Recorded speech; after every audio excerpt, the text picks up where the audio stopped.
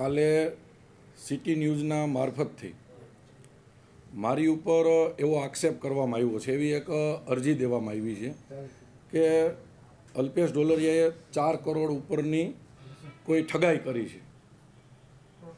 હું તમને આ આખી ઘટના પહેલાં તો તમને એ ક્લિયર કરું કે જી ભાઈ અરજી કરી છે એ કોણ છે, ક્યાંના છે, કેવી રીતે છે એ મને ખબર નથી.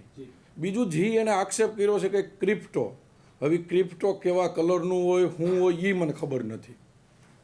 ન્યૂઝના માધ્યમથી મને જાણવા મળ્યું કે તમારી ઉપર આવી આક્ષેપ થયો છે. આ ઘટના આખી એવી રીતે હતી કે લગભગ 1.5-2 મહિના પહેલાં મને વડતાલ મંદિરના મહંત નવતમ સ્વામીનો મને ફોન આવ્યો કે અલ્પેશભાઈ, એક મુંબઈનો હરિભક્તનો દીકરો છે અને એને કંઈક રાજકોટમાં પ્રશ્ન બન્યો છે, તો તમને મોકલું, તમે મદદ કરજો ને.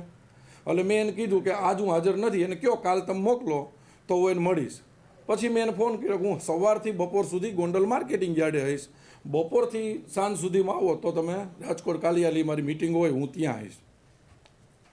પહેલાં એ 11 વાગે પહોંચવાના હતા, પછી પહોંચ્યા લગભગ 3 વાગે 4 વાગે.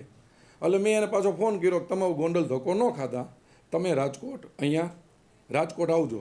તો એ ભાઈ મને મળ્યા, એને વાત કરી કે અલ્પેશભાઈ અમારી આરે રાજકોટમાં આવી ઘટના બની છે. એટલે મેં કીધું તમે કોણ તું કયો? એટલે એને નામ આપ્યું કે ભાઈ મારી દર્પણ બારસિયા કરીને છોકરો છે.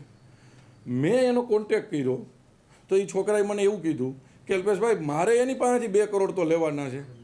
એટલે મેં તરત સ્વામીજીને ફોન કર્યો. મેં સ્વામીજી મને તો આમાં મગજ નથી હાલતું, આ ભાઈ કે 4 કરોડ લેવાના છે, આ ભાઈ કે 2 કરોડ લેવાના છે, તો તમે જરાક તપાસ તો કરો કે આ મેટર શું છે.